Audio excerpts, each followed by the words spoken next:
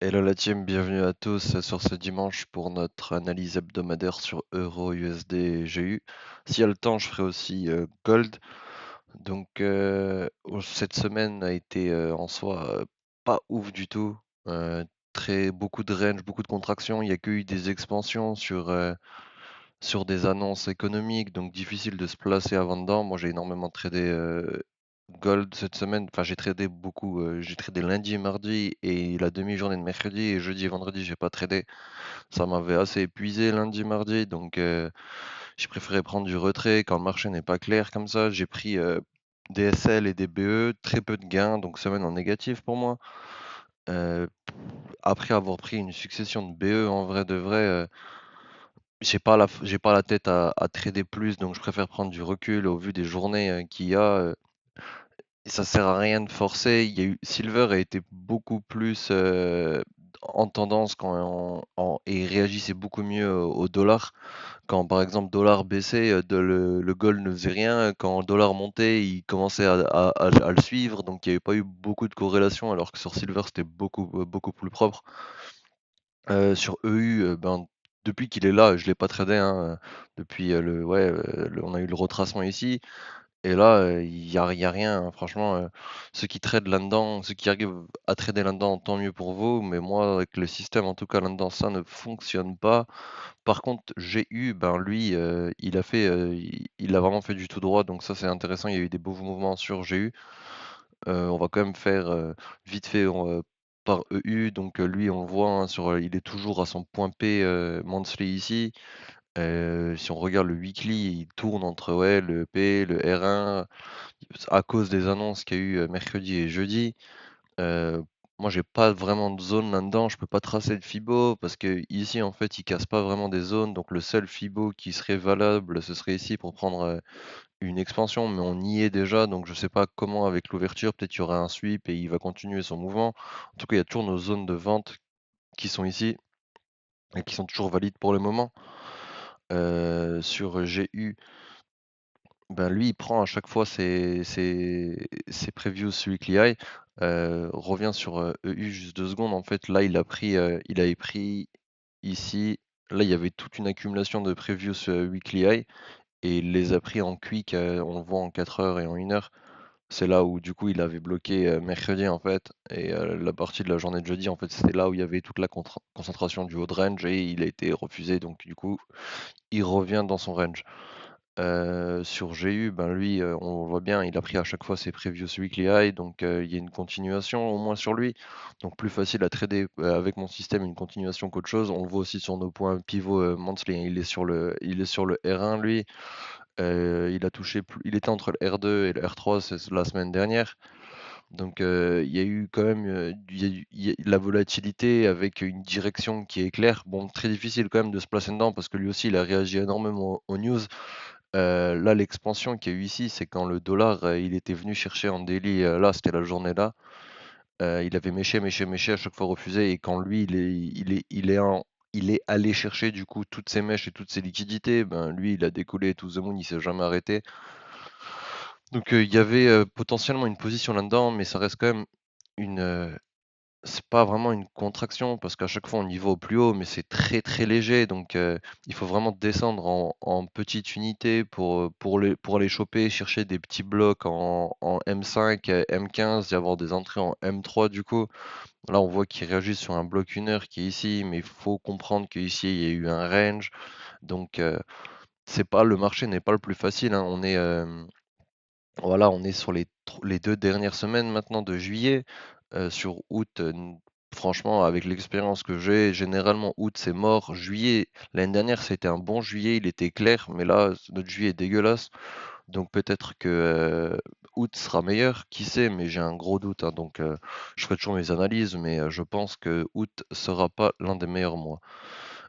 Ici, en vrai de vrai, sur GU, le seul avec ce que là, il me donne et sa nouvelle structure, là, on peut vraiment placer un Fibo. Il est déjà venu une fois titiller les 0,61 mais pas entièrement. On aurait un bloc ici,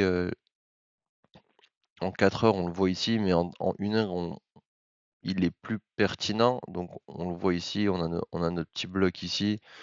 Heu, Ici, en plus, on est sur des bons niveaux Fibo, il y a de l'imbalance en plus petite unité de temps, donc ici, potentiel achat.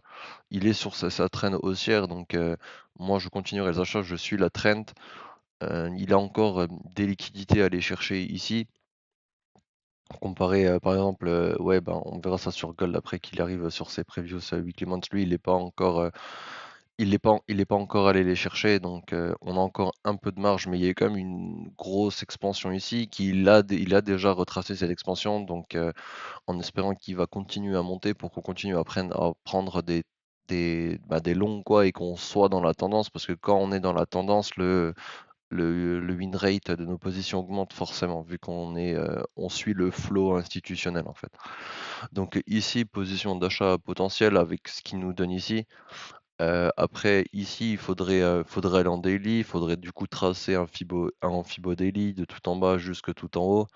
On verrait que du coup nos 0,5 seraient en dessous de cette contraction qui est ici avec, un 61 qui se retrouve entre des imbalance daily, donc ça aussi c'est des et sur un notre pivot monthly, donc ici il y aurait quand même des choses intéressantes à faire, hein.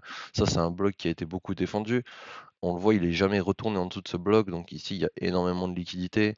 Donc s'il vient jusqu'à là, ici dans cette zone ici, là, il y aura des on a déjà notre bloc, on a notre pivot monthly, on a notre 0,61 de Fibo, donc énormément de confluence, donc potentiellement un long ici. Mais après, il faut que le prix il dessine, maintenant son retracement jusqu'à ici. En vente, il y aurait des blocs ici. Ici, c'est notre dernier bloc d'achat, on le voit en daily aussi. Il y a eu cette contraction ici avec, cette injection baissière. Donc ici, il y a énormément de contrats qui sont bloqués. Mais le problème ici, c'est on a notre previous, monthly high avec encore des weekly high aussi.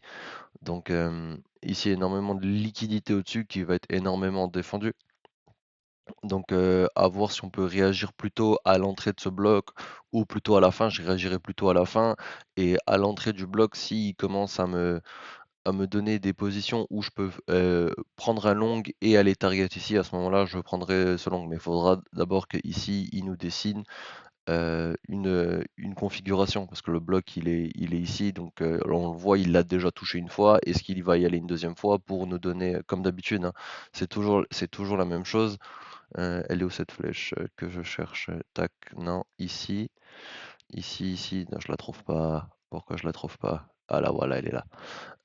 Tac, donc il a touché une fois le bloc ici, il retrace ici, il revient dans ce bloc, il peut faire ça, tac, tac, tac, tac, il vient en dessous. Ici, on a nos blocs comme d'hab, nos confluences, par exemple, on pourrait avoir un previous daily yellow, on pourrait avoir, un pivot weekly, un bloc, une imbalance et à ce moment-là, on cherchera à target, du coup, ce niveau de contraction avec toutes ces liquidités qui est ici au-dessus. Donc ça, ce serait un scénario tout à fait envisageable. Donc voilà tout ce qu'il y a à dire pour l'instant sur GU. Est-ce qu'il y a des annonces, prévues cette semaine? Donc ouais, ça c'est que du GU. Donc GU peut swinguer, donc ça peut être intéressant. Ouais, énormément d'annonces européennes, hein. Ouais, voilà, c'est ça. Est-ce que sur notre petit DXY, on a quoi sur notre petit DXY cette semaine? Ouais, hop. Non, on n'a pas vraiment beaucoup de news, il nous dit. Pas oublier aussi du coup ce high toujours qui a pas été pris, on est toujours sur ce retracement. Donc ici au niveau des 50 on a des blocs, donc on prête attention à ces niveaux-là. Quand lui il aura continué il finit de descendre, il augmentera, donc ça veut dire que lui il va descendre, lui il va descendre et si lui il veut bien enfin se réaccorder, descendre aussi.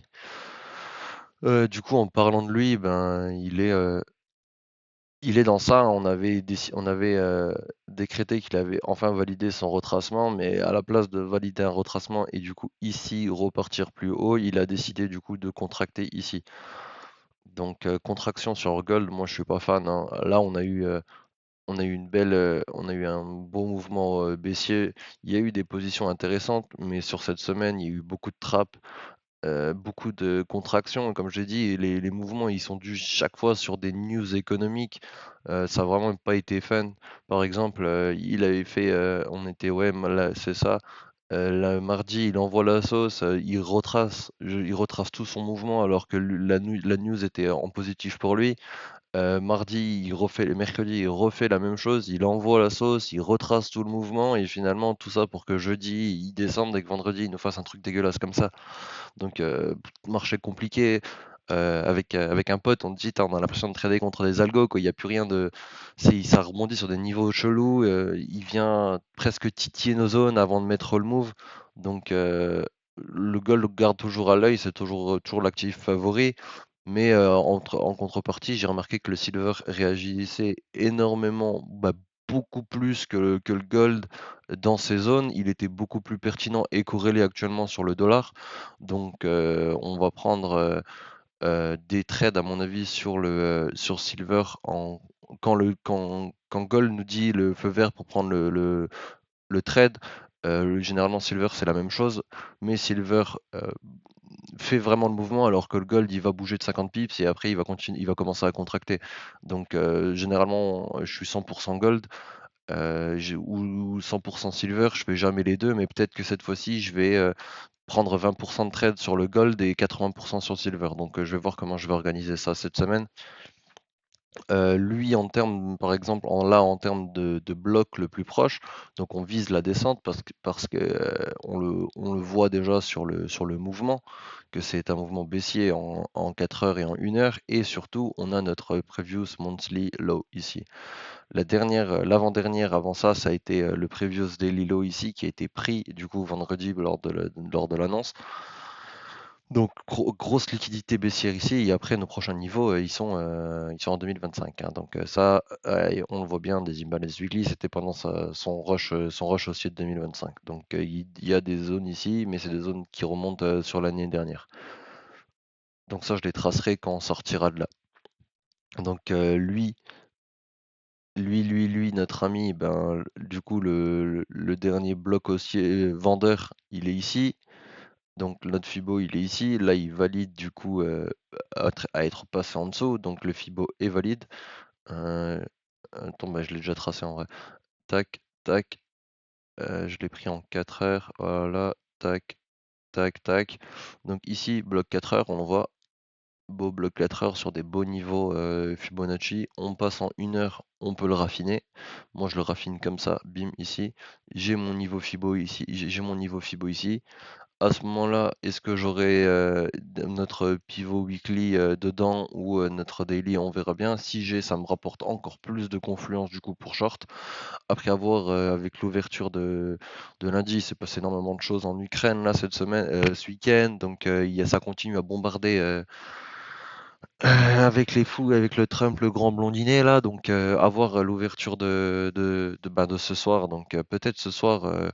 Moi, je trade généralement, s'il y a des grosses choses qui sont passées le week-end, j'aime bien faire le début de la session, donc dimanche soir jusqu'à lundi à peu près 2-3 heures du matin. Généralement, c'est une belle session. Il y a un beau mouvement, les Chinois ils vont continuer le mouvement et franchement, moi je capitalise beaucoup sur le dimanche soir, quoi. Donc à voir ça, ce serait mon premier setup de vente. De toute façon, ce soir, on a notre call hebdomadaire sur le Discord, donc on va comparer nos visions, mais généralement on est d'accord, donc je pense que les gars, ils ont un niveau aussi ici. On peut avoir un niveau ici aussi, en chassant les liquidités ici et en descendant. Après, pour un mouvement acheteur, il faudrait faire ça ici. Donc, parce que c'est validé, hein. On le voit bien en plus petite unité de temps qui valide la cassure haussière ici avec ce mouvement-là. Donc là, premièrement, il se fait ravaler, mais après, il y va. Donc ça, c'est un mouvement haussier. On a notre 0,50 ici, on a nos blocs, on a des imbalances. Après, il faut descendre vraiment en plus petite unité de temps. Là, voilà, parfait, ça c'est magnifique. Des blocs comme ça, je les adore. Donc là, on a un beau bloc qui en plus juste s'arrête sur les 61 ici. Donc prendre un long en dessous du bloc, ça c'est des choses qui m'intéressent. Ou au 50% ici. Donc ça, ce sera mes deux calls les plus proches sur le prix. Après, il y a d'autres calls, c'est des autres blocs qui sont plus loin. Mais moi, je trouve que c'est plus pertinent de faire quand il y a une tendance, de prendre les blocs le plus proche du prix que de vous dire oui alors ici en 4 heures on a un bloc ou ici on a un bloc et il faut shorter là. Donc on va prendre les blocs les plus proches du prix sans oublier la tendance en HTF pour que tout conflue et qu'on soit pas choqué que le prix il part pas du tout dans le sens où on veut. Parce qu'il faut comprendre la HTF pour intervenir en LTF. Je vois beaucoup trop de gens qui sont en LTF et qui ne comprennent pas ce qui se passe en HTF. Donc n'oubliez pas votre haute time frame. C'est vraiment celle qui prime surtout. Et après, vous faites votre marmelade en petite TF. Donc voilà, j'ai fait du coup les trois marchés. Dollar, je vous ai dit, toujours tous les niveaux. Gold aussi, et lui, on oublie Euro USD et GBP, ben, notre petit call d'achat qui est ici. Donc on a tout fait. Je vous retrouverai cette semaine. Du coup, si la semaine est meilleure, je ferai une vidéo milieu de semaine si on est nouveau dans ces contractions dégueulasses là. Et si j'ai pas trop de rendez-vous non plus. Donc je vous souhaite à tous une bonne fin de week-end, bonne semaine de trading à vous. Profitez bien avant que comme je dis, que ça ferme. Donc peut-être on aura enfin les 2 dernières semaines de volatilité pour pouvoir bien capitaliser avant les vacances. Sur ce, je vous souhaite une bonne semaine. À bientôt. Ciao, ciao.